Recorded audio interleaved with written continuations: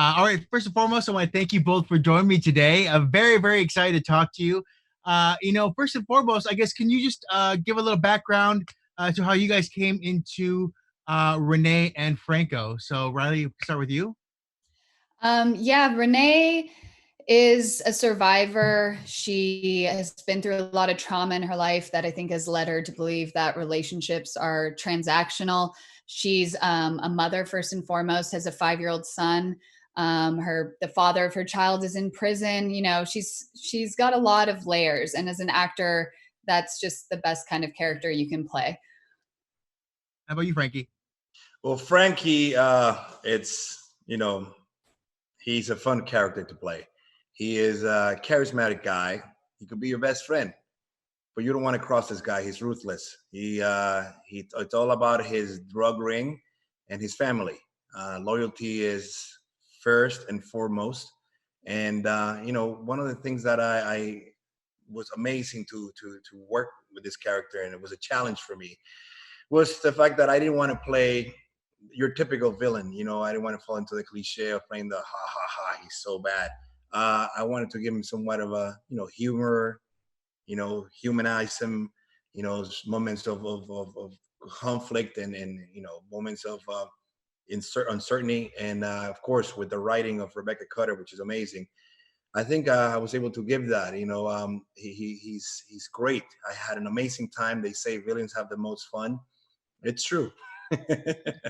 Well, for you, Amaury, the one thing that was interesting is, after Prison Break, you could pretty much give a HGTV on, aesthetics of prisons at this point, prison, right? I know. You should have your own show, like, well, we put here, and this is where we make toilet wine, and this is the new jumpsuit for this season.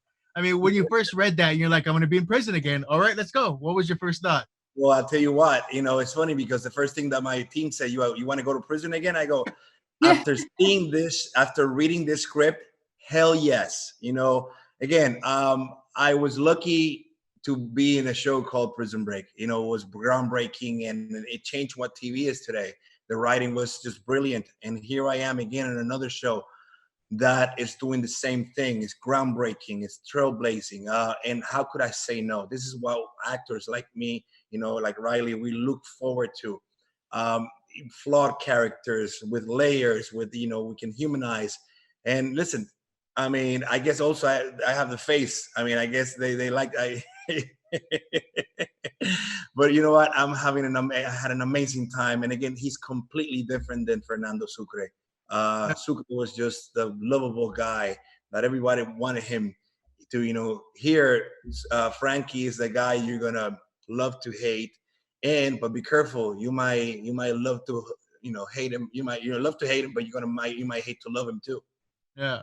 Well, Riley, I got to say that Renee seems really fun, especially since she has so many different layers. Because, I mean, just even image-wise, she is, let's make you pretty today, but then tomorrow we need a mugshot photo. We need you to look like a tired mom. I mean, there's a bunch of different layers and also a bunch of faces that she puts on as a character too. So was that something you're excited about? Yeah, that was really important to us, I think, to show those different layers of her. Rebecca Cutter and I talked closely about that. She gave me a lot of insight on, what the day-to-day of being a mom is. And we needed that to ring true. She's not always candy. She's not always dolled up. That's ultimately a mask for her as well. When she goes into that club and she hits that stage, that's where her power is. That's where she gets what she needs.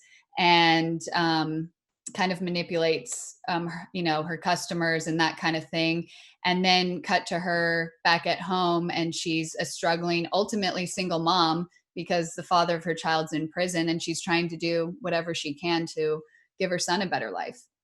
For sure. Well, I want to thank you both. I hope you have a great day. Stay safe and be healthy as well.